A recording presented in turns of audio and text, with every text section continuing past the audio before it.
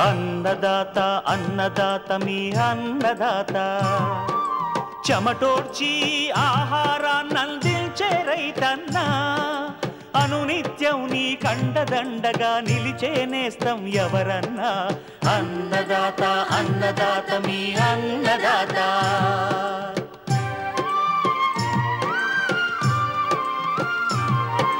నూతన రీతుల సాగుబడికి నూరింతలు పెరిగే దిగుబడికి సూచనలిచ్చే సస్య రక్షణకు పశు పోషణకి శాస్త్ర విజ్ఞానం అందించి ముందుకు నడిపే తెలుగు రైతు భారతదేశానికి మకుటం అయ్యేలా తీర్చిదిద్దే ఆశయంతో మిమ్ము మేలు కొలిపేది అన్నదాత అన్నదాత అన్నదాత మీ అన్నదాత అన్నదాత అన్నదాత మీ అన్నదాత. అన్నదాత ప్రేక్షకులకు నమస్కారం. ఈనాటి ముఖ్యాంశాలు: వరిలో పాత సన్నగింజ రకాలకు ప్రత్యామ్నాయంగా జయశంకర్ విశ్వవిద్యాలయం విడుదల చేసిన మేలైన సన్న రకాలు, కొబ్బరిని నష్టపరిచే కొమ్మ పురుగు సమగ్ర నివారణ, ఇంకా జై కిసాన్ వ్యవసాయ సమాచారం.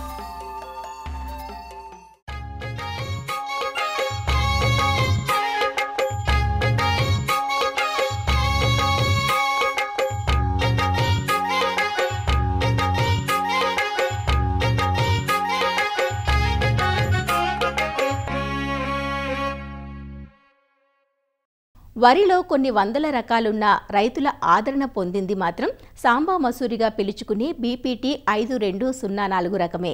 4 దశాబ్దాల కిందట విడుదలైన ఈ సన్నగింజ రకం విశేషమేంటంటే మంచి అన్నం నాణ్యత కలిగి ఉండటమే. మార్కెట్లోనూ సన్నగింజ రకాలకు విపరీతమైన గిరాకీ పెరుగుతున్న నేపథ్యంలో ప్రొఫెసర్ జయశంకర్ తెలంగాణ రాష్ట్ర విశ్వవిద్యాలయం శాస్త్రవేత్తలు బీపీటీకి దీటుగా కొన్ని మేలు వంగడాలను రూపొందించారు. బీపీటీ రకం త్వరగా దోమపోటు, ఎండు తెగులు వంటి చీడపీడలకు లొంగిపోతుండగా ఆ సమస్యలను అధిగమించేలా ప్రత్యామ్నాయ రకాలను రూపొందించారు. ఇవి తెలంగాణ సహా ఆంధ్రప్రదేశ్, కర్ణాటక రాష్ట్రాల్లో ప్రాచుర్యం పొందుతున్నాయి. నిన్నటి అన్నదాతలో దొడ్డు పొడుగు గింజ రకాల గురించి తెలుసుకున్నాం కదా.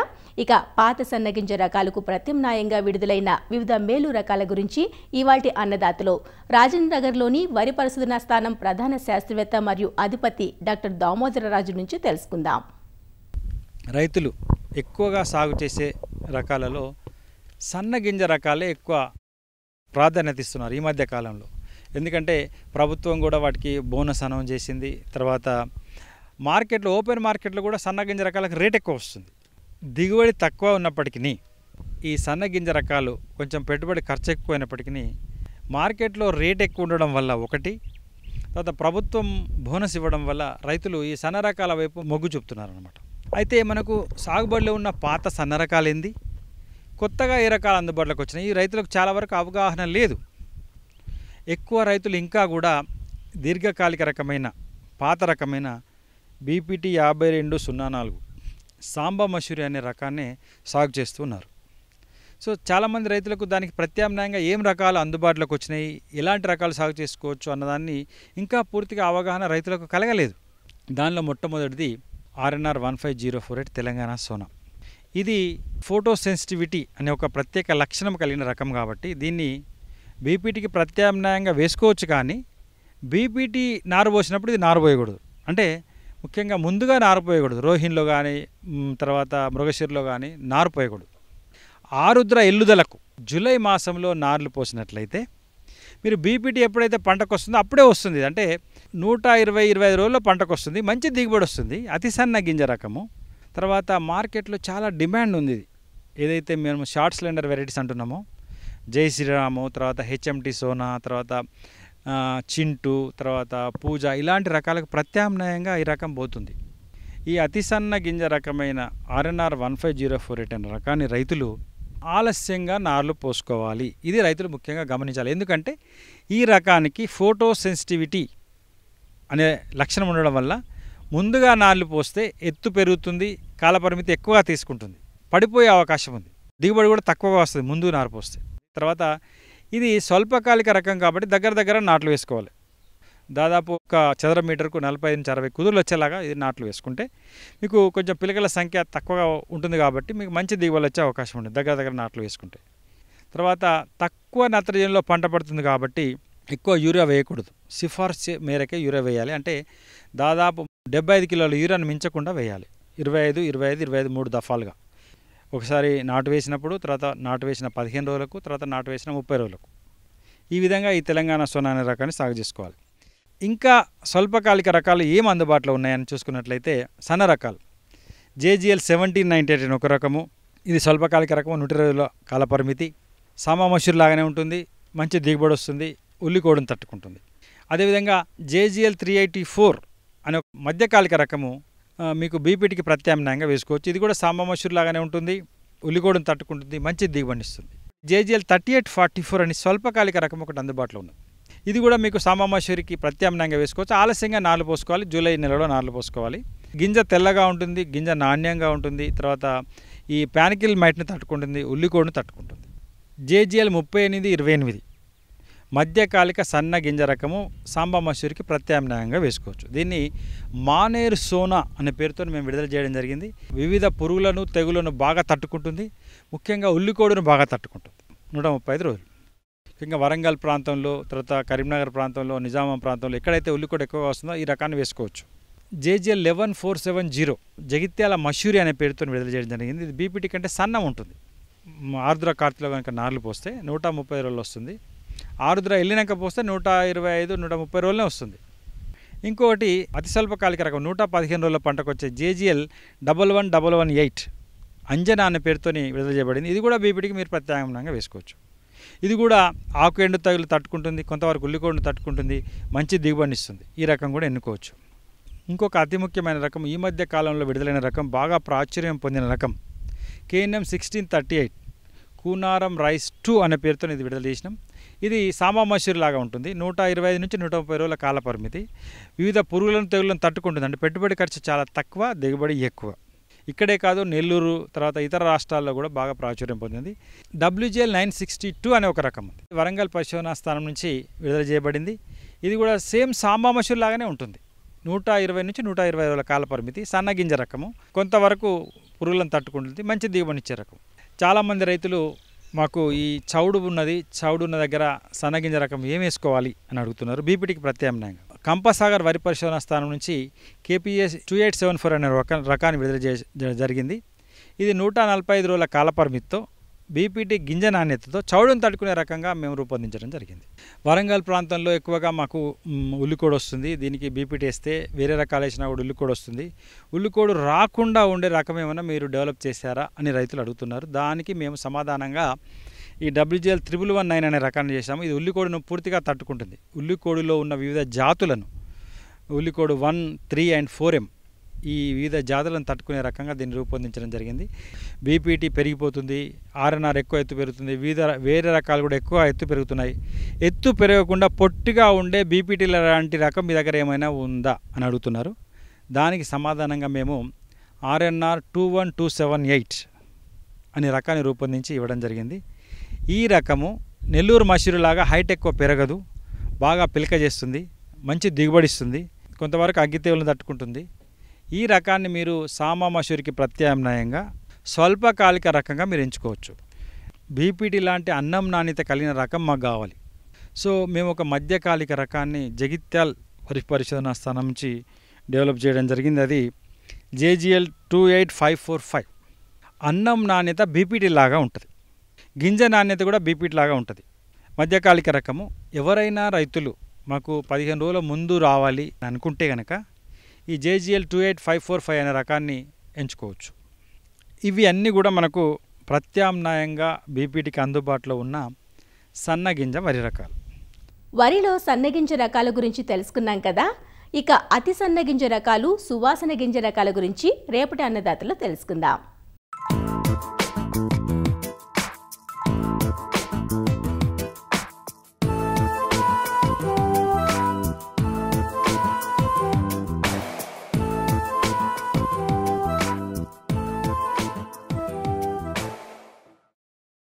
కొబ్బరి ఆ పేరు వింటేనే ముందుగా గుర్తొచ్చేవి ఆంధ్రప్రదేశ్లోని కోనసీమ జిల్లాలు. కోనసీమతో పాటు కోస్తా జిల్లాలైన శ్రీకాకుళం, విజయనగరం, విశాఖపట్నం, చిత్తూరు, నెల్లూరు జిల్లాల్లో కూడా ఈ తోటల సాగు విస్తీర్ణం ఎక్కువే. ఆంధ్రప్రదేశ్లో సుమారు 1,00,000 హెక్టార్లకు పైగా సాగు విస్తీర్ణమున్న కొబ్బరి సాగులో దిగుబడులు మాత్రం నామమాత్రంగానే ఉంటున్నాయి. ముఖ్యంగా రైతులు ఎదుర్కొనే ప్రధాన సమస్య చీడపీడలు. ఎందుకంటే ఎత్తుకు పెరిగిపోయే ఈ చెట్లలో పురుగు ఉనికిని, ఉధృతిని గమనించడం కష్టతరం. పురుగో, తెగులో ఉందని గుర్తించేలోపే జరగాల్సిన నష్టం జరిగిపోయి ఉంటుంది.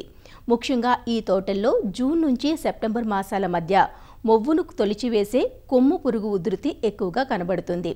కొమ్ము పురుగు నష్టం నివారణకు ఎలాంటి సమగ్ర చర్యలు చేపట్టాలో ఇప్పుడు చూద్దాం.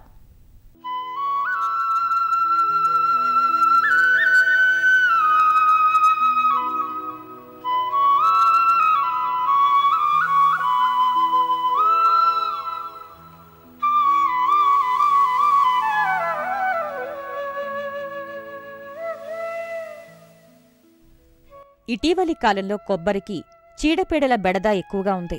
వీటిలో కొమ్ము పురుగు నష్టం తీవ్రంగా ఉంటుంది. కొమ్ము పురుగు, తల్లి పురుగులు సంవత్సరం పొడవునా తోటల్లో ఉంటూ చెట్లకు నష్టం కలిగిస్తుంటాయి. ఈ పురుగు దృఢమైన నల్లటి రెక్కలు కలిగిన పెంకు పురుగులు.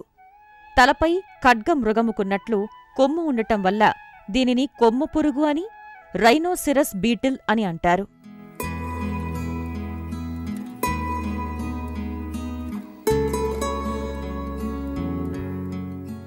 కొమ్ము పురుగు చెట్లను నష్టపరిచే విధానాన్ని గమనిస్తే ఇవి లేత ఆకులను మొవ్వులో ఉండగానే కత్తిరిస్తాయి. దీనివల్ల ఆకులు విప్పారిన తర్వాత వి ఆకారంలో కనబడతాయి.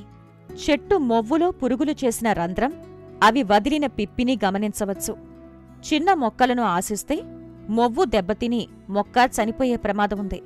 ఈ పురుగు ప్రత్యక్ష నష్టమే కాక పరోక్షంగా మొవ్వు కుళ్ళు తెగులును ఒక మొక్క నుంచి మరొక మొక్కకు వ్యాప్తి చేస్తుంది. అంతేకాక కొమ్ము పురుగు నష్టపరిచిన భాగం నుంచి వచ్చే పులిసిన వాసనకు కాండం తొలుచు ఎర్రముక్కు పురుగు ఆశించి నష్టం కలిగిస్తుంది.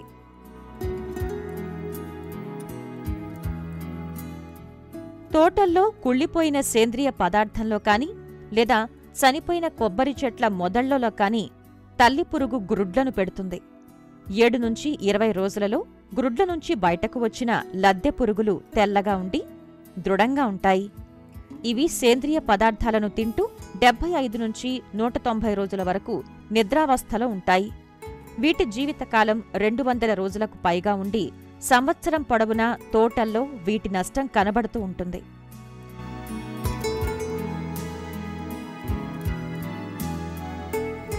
కొమ్ము పురుగు యాజమాన్యంలో భాగంగా తోటల్లో చనిపోయిన చెట్లను ఎప్పటికప్పుడు తొలగించాలి.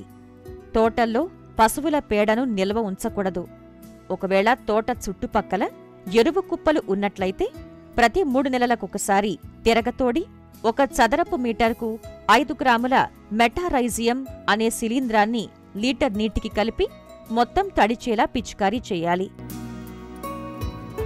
బ్యాక్లో వైరస్ తెగులు సోకిన కొమ్ము పురుగులను హెక్టారుకు 10 నుంచి 15 చొప్పున ప్రతి 3 నెలలకు తోటలలో విడుదల చెయ్యాలి. వీటివల్ల ఇతర పురుగులకు వైరస్ సోకి అవి చనిపోతాయి. ప్రతి 3 నెలలకు కొబ్బరి చెట్ల మొవ్వులలో, ఆకు వలయాలలో వేపపిండి లేదా వేపగింజల పొడి 100 గ్రాములు, 150 గ్రాముల ఇసుకకు కలిపి చల్లుకోవాలి. 3 ఘనపు మీటర్ల ఎరువు కుప్పకు 1 లీటర్ ద్రావణం చొప్పున 5 గ్రాముల మెటారైజియం అనే శిలీంధ్రాన్ని లీటర్ నీటికి కలిపి చల్లుకోవాలి. దీనివల్ల మెటారైజియం బూజు అభివృద్ధి అవుతుంది. మగ పురుగుల్ని ఆకర్షించటానికి రైనోల్యూర్ ఎరలను 2.5 ఎకరాలకు 1 బకెట్ చొప్పున ఏర్పాటు చేసుకుని పురుగుపై నిఘా ఉంచాలి. పురుగులు ఎక్కువగా ఉంటే బకెట్ల సంఖ్యను పెంచటం ద్వారా వీటిని అదుపులో ఉంచవచ్చు. చిన్న వయస్సు మొక్కలకు కొమ్ము పురుగు బెడద ఎక్కువగా ఉన్నప్పుడు 5 నుంచి 10 గ్రాముల క్లోరాన్ ట్రినిలిప్రోల్ 4G గుళికలను సన్నని పాలిథీన్ కవర్లలో ఉంచి ఆ ప్యాకెట్కు చిన్న చిన్న రంధ్రాలు చేసి ఒక్కో చెట్టుకు 4 చొప్పున చెట్టు మొవ్వు భాగాల్లో ఉంచాలి. ఇలా అన్ని యాజమాన్య పద్ధతులను సకాలంలో పాటించటం వల్ల కొబ్బరిలో కొమ్ము పురుగును అదుపులో ఉంచవచ్చు.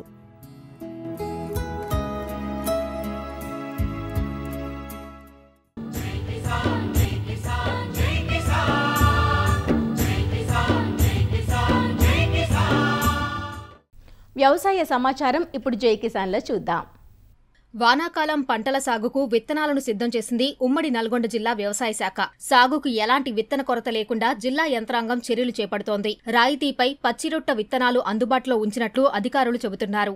ఈ వానాకాలం సంబంధించి రైతులకు విక్రయించడానికి మనకి తెలంగాణ విత్తనాభివృద్ధి సంస్థలో అందుబాటులో వివిధ రకాలకు వరి ధాన్యాలు ఉండడం జరిగింది. దీంట్లో KNM 1638, MTU 1010, KNM 118, JGL 24423, WGL 44, WGL 347, కందులు WRG 93, WRG 97 and ICPL 87119, LRG 52 ఈ రకాలు మొత్తం రైతులకు విక్రయించడానికి అందుబాటులో మనకి మొత్తం వచ్చేసి 1500 క్వింటాల వరకు మనకి గోడంలో అందుబాటులో ఉండడం జరిగింది. గవర్నమెంట్ మనకి పచ్చిరొట్ట విత్తనాలకు మాత్రమే సబ్సిడీ మొత్తం 1600 క్వింటాల వరకు మనకు అందుబాటులో ఉన్నాయి.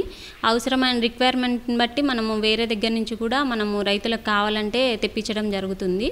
జనుము జీలుగకి రాయితీ వర్తిస్తుంది రైతులకి. వాళ్ళ దగ్గరలో గల PSA సేల్ కౌంటర్లలో కానీ, ARSK సేల్ కౌంటర్లో కానీ, DCMSలలో కానీ AEO దగ్గర పర్మిట్ స్లిప్ రాయించుకొని ఆన్లైన్లో విక్రయిస్తారు. PSA సేల్ కౌంటర్స్ వాళ్ళు అక్కడ తీసుకోవడానికి అందుబాటులో ఉన్నాయి. ఉమ్మడి నల్గొండ జిల్లాలో 5000 క్వింటాల వరకు సప్లై చేయడం జరిగింది. ఉమ్మడి నల్గొండ జిల్లాలో మొత్తం మన వ్యవసాయం మొత్తము నాగార్జున సాగర్ ప్రాజెక్ట్ కెనాల్ ఆయకట్టు ఏరియా కాబట్టి ఇక్కడ పోయినసారి కెనాల్ రిలీజ్ అవ్వకపోవడం వల్ల మనకి సేల్స్ అనేవి తక్కువ జరగడం జరిగింది. ఈసారి కెనాల్ వస్తుందనే ఆశాభావంతో ఉన్నాము. పోయినసారి సేల్స్తో పోల్చుకుంటే ఈసారి మెరుగ్గా ఉంటాయని ఆశిస్తున్నాము. నాణ్యమైన విత్తనాలను సకాలంలో రైతులకు అందిస్తున్నామని విత్తనాభివృద్ధి సంస్థ అధికారులు చెబుతున్నారు. అన్ని రకాల విత్తనాలు అందుబాటులో ఉంచామని, రైతులతో విత్తనోత్పత్తి చేయించి నాణ్యమైన విత్తనాన్ని ఉత్పత్తి చేస్తున్నామని వారంటున్నారు. వరిలో అన్ని రకమైన దొడ్డు గింజలు, సన్న గింజలు లభిస్తాయి. ఇంకా కందులు, వరి కాకుండా కందులు, మినుములు, పెసర్లు, వేరుశనగ, పలు రకాల విత్తనాలు ఏ టైంలో అయినా మాకు అందుబాటులో ఉంటాయి. ఇది కాకుండా ఇంకా మేము రైతులకి విత్తనోత్పత్తి కూడా చేస్తాము. ముందుగా రైతులకు విత్తనాలు ఇచ్చి వాళ్ళకు ఫీల్డ్ ఇన్స్పెక్షన్స్ చేసిన తర్వాతకి మళ్ళీ వాళ్ళ నుంచే మేము కొనుగోలు చేయడం జరుగుతుంది. ఇక్కడ మనం ఒక రైతు దగ్గర నుంచి మనం అన్ని శాంపుల్ చూసి సీడ్ మనం ప్రొక్యూర్ చేసుకున్న తర్వాత ఆ సీడ్ని మిషన్ పట్టిస్తామన్నట్టు. మిషన్ చేసిన తర్వాత దాంట్లో ఉన్న తాళ్ళు, రాళ్ళు, రప్పలు ఏమన్నా ఉన్నా పోయి మనకి మంచి క్లీన్ సీడ్ వస్తుంది. ఈ క్లీన్ సీడ్కి వచ్చిన శాంపుల్ని మనం 2 ల్యాబ్స్కి పంపిస్తాం. ఆ 2 ల్యాబ్స్లో ఒకటి సర్టిఫికేషన్ ల్యాబ్, STL ల్యాబ్ ఉంటుంది, జీడిమెట్ల ల్యాబ్ ఉంటుంది. ఈ 2 ల్యాబ్ల్లో పాస్ అయిన తర్వాత ఆ బ్యాగ్కి మనం ఒక లేబుల్ మరియు ఒక ట్యాగు స్టిచ్ చేస్తాము. ఆ ట్యాగ్కి వ్యాలిడిటీ అనేది మనం డేట్ ఆఫ్ టెస్ట్ నుంచి, మనం టెస్ట్ చేసిన రిజల్ట్స్ వచ్చిన తర్వాత నుంచి 9 మంత్స్ వరకు దాని వ్యాలిడిటీ ఉంటుంది.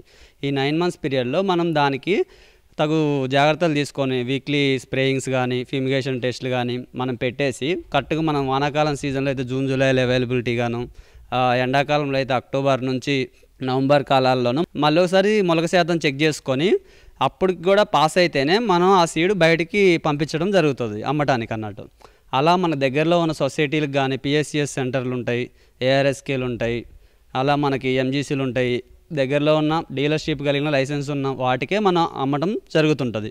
వరితో పాటు పెసళ్ళు, మినుములు, కందులు, అన్ని రకాల అపరాలు సంబంధించినవి కూడా ఉంటాయి అన్నట్టు. ఏదైనా మనకి 9 మంత్స్ అనేది వ్యాలిడిటీ పీరియడ్ ఉంటుంది. జిల్లాలో రైతులకు సరిపడా విత్తనాలు అందుబాటులో ఉన్నాయని, వర్షాలు కురిసి నేల పదునెక్కిన తర్వాతనే విత్తుకోవాలని అధికారులు సూచిస్తున్నారు.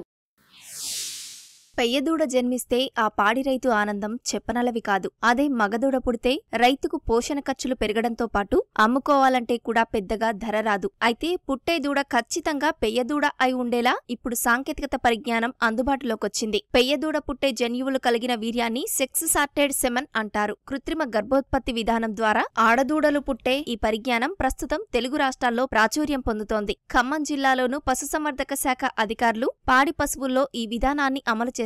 కేంద్ర, రాష్ట్ర ప్రభుత్వాల ఆధ్వర్యంలో పశుసంవర్ధక శాఖ సహకారంతో అమలవుతున్న ఈ విధానం పాడి రైతులకు అక్కరకొస్తుందంటూ ఖమ్మం జిల్లా వైరా పశుగణాభివృద్ధి సంస్థ అధికారి డాక్టర్ K. కిషోర్ వివరిస్తున్నారు. గ్రామాల్లో ఉన్నటువంటి పశు సంపదకు మంచి మేలుజాతి దూడల్ని అందించే విధంగా, రైతు ఇంట్లో కూడా మేలుజాతి పశు సంపద పెరిగే విధంగా చాలా రకాలైనటువంటి ప్రోత్సాహకాలు అందిస్తూ గత 30-40 సంవత్సరాల నుంచి పశుసంవర్ధక శాఖ కీలకమైనటువంటి నిర్ణయాలు తీసుకుంటూ రావడం జరుగుతుంది. ముఖ్యంగా 50% వరకు పుట్టేటువంటి మగదూడలు వాటి యొక్క పోషణ, వాటి యొక్క పాలన కూడా చాలా కష్టతరంగా మనం గమనించడానికి అవకాశం ఉంది. సుమారుగా 9-10 నెలల పాటు మగ దూడల్ని పెంచడానికి రైతుకు వచ్చే ఖర్చు కూడా అధికంగా కనపడుతూ ఉంటుంది. సో ఈ ఖర్చుని తగ్గించడం కోసము కేంద్ర రాష్ట్ర ప్రభుత్వాల సమన్వయంతో ప్రత్యేకమైనటువంటి వీర్యనాళికలు, వీటి ద్వారా కేవలం ఆడదూడలు 95% వరకు పుట్టేటట్టు కూడా ఈ వీర్యనాళికలు తయారు చేయడం జరిగింది. అయితే దీంట్లో భాగంగా గత 2 సంవత్సరాల నుంచి ఆడదూడలు మాత్రమే పుట్టేటట్లు సెక్స్ సార్టెడ్ సమాన్ని ఉత్పత్తి చేస్తూ వివిధ రకాల సంస్థల ద్వారా వాటిని కొనుగోలు చేస్తూ అధిక మొత్తం ఏంటంటే ఖర్చులు వస్తున్నా కూడా రైతులకి అందుబాటులోకి తీసుకొచ్చి కేవలం 250 రూపాయలకు మాత్రమే ఇంటి వద్దనే కృత్రిమ గర్భధారణ చేయించడం జరుగుతూ వస్తుంది. ఇటువంటి ప్రణాళికలో కేవలం ఆడదూడలు మాత్రమే పుట్టడం జరుగుతూ వస్తుంది. దీనివలన రైతుకు చాలా రకాలైనటువంటి ప్రయోజనాలు చేకూరేందుకు అవకాశాలు ఉన్నాయి. ఇటువంటి ఈ వీర్యనాళికల్ని పశుసంవర్ధక శాఖ ద్వారా మరియు తెలంగాణ రాష్ట్రంలో Telangana state live stock development agency ద్వారా, జిల్లాలో ఉన్నటువంటి డిఎల్ఏలు district live stock development agencies ద్వారా రైతుకి గోపాలమిత్రుల ద్వారా ఈ సర్వీస్ని రైతు ముంగిట్లోకి అందజేయడం జరుగుతూ వస్తుంది. వీరే కాకుండా కృత్రిమ గర్భధారణ నిపుణులైనటువంటి పశు వైద్యాధికారులు, ఇతర పారాస్టాఫ్ల ద్వారా కూడా పశు వైద్యశాలలు అన్ని చోట్ల కూడా అందుబాటులో ఉంచడం జరిగింది. ఈ వీర్యనాళికలు అన్ని రకాల కన్వెన్షనల్ వీర్యనాళికల్లానే ఉండటం జరుగుతుంది. వీటిని మనం పశువు ఎదకు వచ్చినప్పుడు 2వ ఈత 3వ ఈత పశువు యొక్క హిస్టరీ తీసుకొని వాటి యొక్క యోగ్యమైనటువంటి పశువులు సరి అయినటువంటి యథ లక్షణాలు కలిగి ఉన్నటువంటి పశువుల్లో కృత్రిమ గర్భధారణ జరిపినట్లయితే 2-3 నెలల కాలంలోనే పశువు యొక్క గర్భకోశ స్థితిని గమనించి దాన్ని నిర్ధారించి మనం అప్లోడ్ చేయడం జరుగుతూ వస్తుంది. ఆవు జాతి పశువులు అయితే 9 నెలల కాలంలో, గేదె జాతి పశువులు అయితే 10 నెలల కాలంలో కొత్త దూడని ఇవ్వడానికి అవకాశం ఉంది. ఈ దూడ ఖచ్చితంగా కూడా ఆడదూడలు పుట్టడానికి 90% అవకాశం ఉంది. దీనివల్ల ఉత్పత్తి యోగ్యత అధికంగా పెరుగుతుంది. మానవ అవసరాలకు కావాల్సినటువంటి పాల ఉత్పత్తులు ఏవైతే ఉన్నాయో వాటిని త్వరగా మీట్ అవ్వడానికి కూడా అవకాశం ఉంది. దీంట్లో ముర్రా జాతి, జెర్సీ హెచ్ఎఫ్ జాతి మరియు మెహసన్ వంటి అన్ని రకాల సెక్స్ సార్టెడ్ సెమన్తో కూడినటువంటి వీర్యనాళికలు అందుబాటులో ఉంచుతూ రావడం జరిగింది. కేంద్ర ప్రభుత్వము, రాష్ట్ర ప్రభుత్వాలు కూడా ఈ పశు కామందుల కోసము మరియు డైరీ పరిశ్రమల వారి కోసము వివిధ రకాల స్కీమ్స్లో వీటిని పెట్టడం జరుగుతూ వస్తుంది. దీంతోపాటు భారత్ పశుధాన్ అభయాన్ వంటి స్కీముల ద్వారా, వాటి యొక్క యాప్స్ ద్వారా వీరి యొక్క సర్వీసెస్ను కూడా అందుబాటులో వాటి యొక్క నిక్షిప్తం చేయడం జరుగుతూ వస్తుంది. అట్నే చేసినటువంటి ఈ వీర్యనాళికల యొక్క నమోదు కార్యక్రమం కూడా అంతర్జాలంలో నిక్షిప్తపరుస్తూ రావడం జరుగుతుంది. దానికి సంబంధించిన సాధక బాధకాలన్నీ కూడా కేంద్ర రాష్ట్ర ప్రభుత్వాలు మానిటర్ చేసి రైతు ఎవరైతే ఈ వీర్యనాళికలను ఉపయోగించుకొని ఆడదూడల ఉత్పత్తి కోసము ప్రయత్నాలు సాగిస్తూ ముందుకు అడుగు వేస్తారో వారి యొక్క సాధక బాధకాలన్నీ కూడా ఎవరైతే ఆర్టిఫిషియల్ ఇన్సెమినేషన్ టెక్నీషియన్స్ ఉన్నారో వారు ఖచ్చితంగా ఎప్పటికప్పుడు సమాచారాన్ని నిక్షిప్తపరుస్తూ పశువు యొక్క ఆరోగ్యము మరియు స్థితిగతులను నిక్షిప్త చేసుకుంటూ వారిని మానిటర్ చేయడానికి అవకాశాలు కూడా కేంద్ర రాష్ట్ర ప్రభుత్వాలు కల్పిస్తున్నాయి. ఇప్పటికీ ఖమ్మం జిల్లాలో 1700 వరకు కృత్రిమ గర్భధారణలు చేయడం జరిగింది. దీంట్లో భాగంగా ఇప్పటి వరకు 73 వరకు ఆడదూడలు పుట్టడం జరిగింది. ముందు ఈ ఆగస్టు మాసం నుంచి సుమారుగా ఈ చేసినటువంటి 1700లో 1300-1200 వరకు ఆడదూడలు రావడానికి అవకాశం ఉంది. రైతు సోదరులందరూ కూడా గమనిస్తూ ఈ యొక్క సర్వీసెస్ని ఏవైతే కేంద్ర రాష్ట్ర ప్రభుత్వాలు ఇస్తున్నాయో ఆ సర్వీస్ని సక్రమంగా ఉపయోగించుకొని పాడి పరిశ్రమ లాభదాయకంగా జరుపుకోగలుగుతారని కోరుకుంటున్నాం. మరిన్ని విభిన్న అంశాలతో రేపటి అన్నదాతలో మళ్ళీ కలుసుకుందాం. అంతవరకు సెలవు, నమస్కారం. అన్నదాతలు తమ సందేహాలు, సమస్యలను 1800-425-4085 టోల్ ఫ్రీ నంబర్లో ఉదయం 10 నుంచి 11 గంటల మధ్య పని దినాలలో సంప్రదించగలరు. ఈ కార్యక్రమాన్ని యూట్యూబ్లో www.youtube.com/అన్నదాత ఈటీవీ లింక్ ద్వారా వీక్షించవచ్చు. అన్నదాత కథనాలు ఈటీవీ విన్ మొబైల్ యాప్లోనూ వీక్షించండి.